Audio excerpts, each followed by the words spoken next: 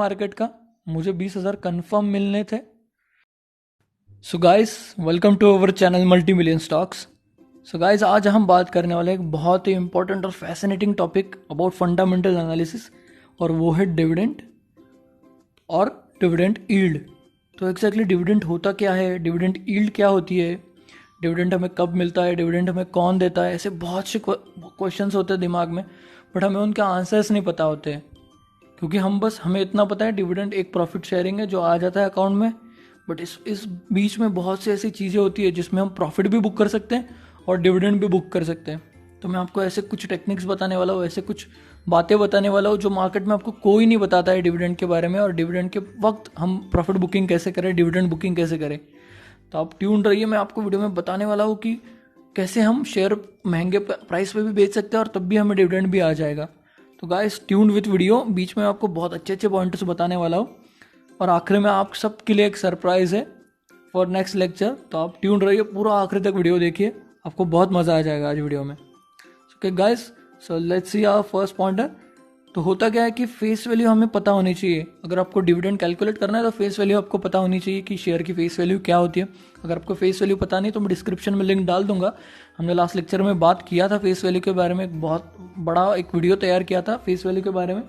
आपको नहीं पता है तो आप जाके देख लीजिए, बड़ा ब्रीफली अभी बता दूँ तो फेस वैल्यू एक शेयर की वैल्यू होती है जो बुक्स में लिखी होती है कंपनी के शुरुआत में, इनिशियल स्टेज पे जब कंपनी होती है तब कंपनी के बुक्स में जो वैल्यू लिखी होती है शेयर की, उसे फेस वैल्यू कहते हैं, जो यूजुअली 10, 5, 2 और 1 रुपये होती है। ओके, सो डिविडेंड एक्जैक्टली होता क्या है? In simple words, it's the profit sharing done by the company with its share holder in form of cash. जैसे हम सबको पता है कि डिविडेंड एक फॉर्म ऑफ कैश होती है जो कंपनी शेयर होल्डर्स के साथ डिस्ट्रीब्यूट करती है, उनके साथ शेयर करती है, और it could be any amount, कुछ भी हो सकती है वो अमाउंट, 10 रुपये, 5 रुपये, 1 रुपये, इवन 50 पैसे भी आते हैं डिविडेंड में एक शेयर के पीछे। Okay, so it's totally upon board of company. Company का बोर्ड जो चाहे, जितना चाहे डिविडेंड जब चाहे दे सकता है। कंपनी के पास अगर कुछ एक्स्ट्रा स्टैक पड़ा है कैश का तो उसमें से भी डिविडेंड दे सकती है। अगर कंपनी ने प्रॉफिट किया तो प्रॉफिट में से भी शेयर कर सकती है। ऐसे कंपलसरी नहीं है कि कंपनी ने प्रॉफिट ही कमाया है तो प्रॉफिट में से ही डिविडेंड आता है। जैसे कि कुछ पीएसयू हो गई, पीएसयू के पास उनका बिजनेस बहुत सैचुरेटेड बिजनेस हो गया है, बहुत पीक पर चला गया है, तो उनके पास बहुत सारा कैश पड़ा होता है। तो आपने देखा होगा पीएसयू कंपनीज का डिविडेंड यील्ड बहुत अच्छा होता है, डिविडेंड बहुत अच्छा देती है वो। तो डिविडेंड यील्ड जो ये मैंने वर्ड बोला है आपको मैं आगे बताने वाला हूँ, डिविडेंड यील्ड क्या होता है, जो ईज में हमें समझने में आसानी होती है, कि डिविडेंड को समझने में बहुत आसान हो जाता है। तो okay guys, so let's see with our first pointer कि dividend is declared in the form of percentage form of the face value. Usually आपको पता होगा कि कुछ दिनों पहले आईटीसी ने डिविडेंड डिक्लेयर किया है इन मार्च 2020, और वो डिविडेंड था ऑलमोस्ट 1015%। तो हम शेयर प्राइस का 1015% देखें तो बहुत ज़्यादा हो जाता है। तो फिर ये 1015% है किसका, जो कि 10 रुपये 15 पैसे होता है। तो मैं आपका आगे बताऊँ तो ये आईटीसी का पेज है जिसमें आपको दिख रहा होगा फेस वैल्यू है 1 रुपया। तो 1 रुपये का अगर हम 1015% करें तो वो होता है 10 रुपये 15 पैसे। समझ गए? तो यूजुअली जो परसेंटेज फॉर्म डिविडेंड का दिखाते हैं हमें, तो वो फेस वैल्यू के परसेंटेज में होती है। डिविडेंड जो डिक्लेयर होता है वो परसेंटेज फेस वैल्यू के परसेंटेज फॉर्म में होता है। ओके, तो चलो एक्सपेक्ट कर दो आपको ये समझ गया होगा कि परसेंटेज कहाँ से आते और किसके बारे में उन्होंने नोटिफाई किया होता है कि इसके परसेंटेज में इतना डिविडेंड है। चलो एक्सपेक्ट करता हूँ इतना तो समझ गया होगा आपको। बट फिलहाल सेबी के नए गाइडलाइन के हिसाब से कंपनीज को परसेंटेज के साथ उनको रुपीज़ में भी डिनोट करना होता है कि कितने रुपीज़ डिविडेंड दिया है। तो सेबी का नया सर्कुलर था, तो इसके हिसाब से अगर देखें तो उन्होंने यहाँ पर परसेंटेज फॉर्म में भी बताया है और यहाँ पर रुपी फॉर्म में भी बताया है। तो आपको कॉमन शेयर होल्डर्स को समझने में बहुत आसानी हो जाती है। ओके, तो एक्सपेक्ट करता हूँ आपको ये समझ में आ गया होगा। तो let's move on to the next topic and the things we should know to get dividend. ऐसी बहुत सी चीज़ें जो हमें पता होनी चाहिए डिविडेंड के बारे में। अगर आपको पता होगी तो आप शेयर अच्छे कीमत पे भी बेच दोगे और अच्छा डिविडेंड भी आ जाएगा आपको।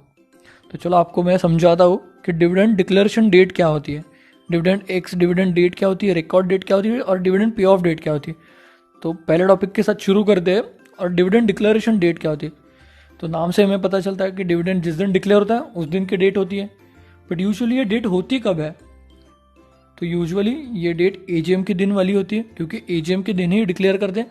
एजीएम यानी कि एनुअल जनरल मीटिंग जो साल में होती है, तो जिस दिन डिक्लेयर करते हैं डिविडेंड को उसी दिन की डेट दे देते। फॉर एग्जांपल एजीएम अगर 10 नवंबर का है तो 10 नवंबर डेट डिक्लेयर कर देते कि it's the dividend declaration date. Okay, तो चलो आपको ये समझ गया होगा डिविडेंड डिक्लेरेशन डेट। तो देखते हैं second point, that is ex dividend date. तो ये वो डेट होती है जिस दिन और उससे पहले हमें शेयर खरीदना होता है टू गेट डिविडेंड। समझ लो अगर डिक्लेयर कर दिया, मैंने बताया कि हमारी डिविडेंड डिक्लेरेशन डेट थी 10 नवंबर और हमारी समझ लो कि एक्स डिविडेंड डेट है 8 दिसंबर, ऑलमोस्ट 28 दिन बाद। तो 28 दिन बाद जो डेट आई 8 दिसंबर, तो 8 दिसंबर या उससे पहले मुझे वो शेयर खरीदना होगा टू गेट व्हाट, तो डिविडेंड मिलने के लिए मुझे वो शेयर खरीदना होगा 8 दिसंबर से उससे पहले। ओके, तो इतना समझ गए। तो let's move on to the third topic, that is record date. Record date क्या होती है? तो रिकॉर्ड डेट उसके नाम से पता चलता है कि जिस दिन रिकॉर्ड में जिस शेयर होल्डर का नाम होगा उस दिन उसे डिविडेंड मिल जाएगा। फॉर एग्जांपल अगर रिकॉर्ड डेट 10 दिसंबर कर दी, हमें डिविडेंड डिक्लेरेशन डेट क्या थी हमारी, एक बार रिवाइज कर लो, 10 नवंबर, और हमारी रिकॉर्ड डेट क्या है 10 दिसंबर। Usually record date dividend declaration date के 1 महीने बाद ही होता है, मिनिमम 1 महीने तक होता है। और एक्स डिविडेंड डेट जो होती है वो रिकॉर्ड डेट से 2 दिन पहले की डेट होती है। ओके, तो रिकॉर्ड डेट हमें ये बताता है कि जो उस दिन कंपनी के शेयर होल्डर्स रिकॉर्ड में हमारा नाम होना चाहिए कि भाई इस आदमी के पास इतने शेयर्स है कंपनी के, तो उस दिन कंपनी आपको डिविडेंड डिक्लेयर कर देगी। रिकॉर्ड डेट के दिन अगर आपके पास उस कंपनी के शेयर्स होंगे, जितने शेयर्स होंगे, अगर आपके पास 10 शेयर्स होंगे तो आपको 10 शेयर्स के हिसाब से डिविडेंड मिल जाएगा। ओके, तो ये इंपॉर्टेंट है, ये समझ लो कि रिकॉर्ड डेट वो डेट होती है जिस दिन आपके डीमैट अकाउंट में शेयर्स होने चाहिए। ओके, तो चलो guys let's move on to next slide, and that is dividend pay off date. आपको तो नाम से ही समझ गया होगा कि जिस दिन डिविडेंड डिक्लेयर होता है, जिस दिन डिविडेंड पे ऑफ हो जाता है यानी कि इनिशिएट हो जाता है, उसे पे ऑफ डेट कहते हैं। यूजुअली आपको मेल से पता चल जाता है कि डिविडेंड पे ऑफ हो चुका है और आपको अकाउंट में पैसे आ जाते हैं। तो चलो ये कुछ इतना हार्ड नहीं है। अगला टॉपिक देखते हैं, दैट इज डिविडेंड यील्ड, और ये बहुत इंपॉर्टेंट टॉपिक है। हमने पहले बात किया था इन आईटीसी के केस में जो 1015% था, एक्चुअली वो डिविडेंड यील्ड नहीं था, वो नहीं था डिविडेंड यील्ड।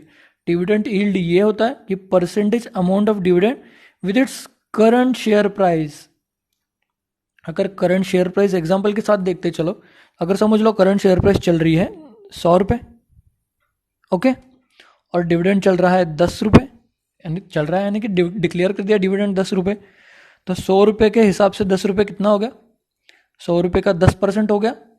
हाँ, तो फिर डिविडेंड यील्ड कितनी हो गई उस शेयर की? अगर 10 रुपये डिविडेंड दिया है 100 रुपये के शेयर प्राइस पे, तो उसकी डिविडेंड यील्ड हो गई 10%। क्यों? क्योंकि डिविडेंड शेयर प्राइस के 10% है। अगर यही ये 5 रुपये होता, समझ लो अगर यही ये 5 रुपये होता, तो 100 रुपये शेयर प्राइस के लिए 5 रुपये कितना परसेंट है? उसका 5% है। हाँ, तो डिविडेंड यील्ड 5% हो जाएगी। इतना सिंपल है। तो डिविडेंड यील्ड इतना कुछ हार्ड टॉपिक नहीं है, बट ये हमें आसानी हो जाता है आगे कैलकुलेशन के लिए कि डिविडेंड यील्ड 5% था शेयर प्राइस का। ओके, क्योंकि आप हर वक्त वो नंबर याद नहीं रख सकते हो कि 10 रुपये 15 पैसे था या 1015% ऑफ फेस वैल्यू, इतना तो याद नहीं रख सकते हो। तो इसलिए डिविडेंड यील्ड ईज के लिए हमें हेल्प करता है कैलकुलेट करने के लिए। ओके, तो चलो गाइस आप सबको समझ गया होगा, मैं ये एक्सपेक्ट करता हूँ। अगर आपको कुछ प्रॉब्लम होगा तो आप कमेंट कर दीजिए, मैं आपको सारे आंसर्स दे दूंगा।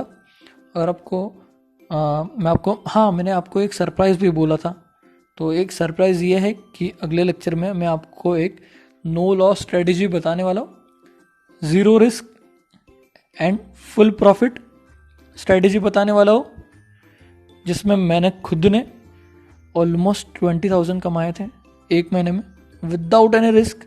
मुझे पता था 100% मार्केट पूरा भी गिर जाए या पूरा चढ़ जाए, कुछ भी हो जाए मार्केट का, मुझे 20,000 कन्फर्म मिलने थे। तो ऐसी कुछ स्ट्रैटेजीज है मार्केट में जो होती है, सच में एग्जिस्ट करती है, बट हर कोई शेयर नहीं करता है। मैं आपके साथ शेयर कर रहा हूँ, आप चैनल को ज़रूर सब्सक्राइब कर दो। ऐसे ही बहुत से वीडियोज़ में आगे डालने वाला हूँ, तो श्योर शॉट आप ये आप देखिए अगले वीडियो तक ट्यून रहिए, चैनल को सब्सक्राइब कर दो, बेल आइकन को दबा दो और वीडियो को लाइक कर दो अगर आपको पसंद आ गया होगा। ओके गाइस, तो चलो गाइस, मिलते हैं नेक्स्ट वीडियो में with this strategy. So see you in the next video. Bye bye.